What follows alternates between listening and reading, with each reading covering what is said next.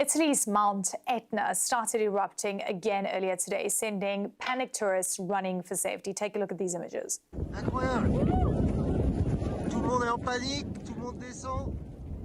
Officials say the eruption sent a plume of ash and rock several kilometers high into the sky. And you can see those images there, those tourists running and producing explosions that could be heard up to 50 kilometers or 30 miles away. The Sicilian Civil Protection Agency is warning all aircraft to avoid the area. CNN's Bobby Nadeau is following the story for us from Rome. I mean, these images are, I have to say, pretty scary, and you can see the tourists reacting, trying to run away.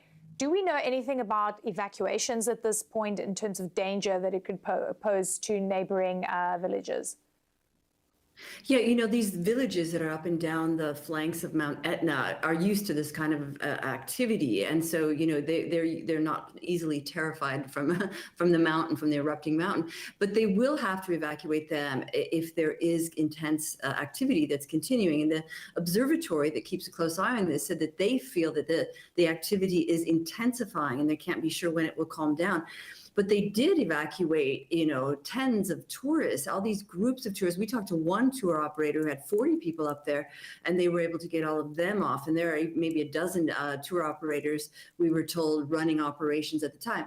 Also important to note, this is a long holiday weekend. Today's a national holiday here, so there would have been even more people and kids up there too. But they got everyone to safety off the mountain. But no one who was up there was expecting this sort of intense explosion. Usually, what we see from Etna is the more fiery lava flows, and we've been seeing an intensity of that over the last couple of months too. So this was a surprise to everyone, and it was heard, so far away. They haven't had to close the airport in Catania yet because the wind is favorable, but the minute or if that wind switches direction, they'll have to close the airport because that plume of smoke so many kilometers up is really hazardous to aircraft. Eleni. Yeah.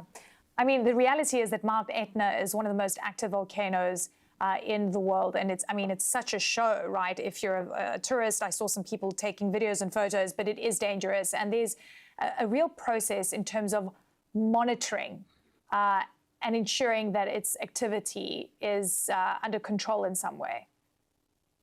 Yeah, and there's also a lot of seismic activity or these earthquakes. I've been up Etna many, many, many times over the last 10, 15 years, and it is always a magical experience. It is just amazing. And you can take some of these tours that take you very close to the top, where you have to wear special shoes because the ground is so hot.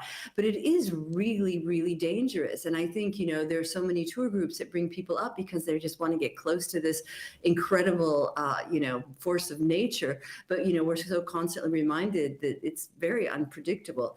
And, they've been watching the seismic activity. What's interesting, though, there wasn't an increase of seismic activity in terms of earthquakes, where we had seen there were some eruptions in January that led to these incredible lava sprays.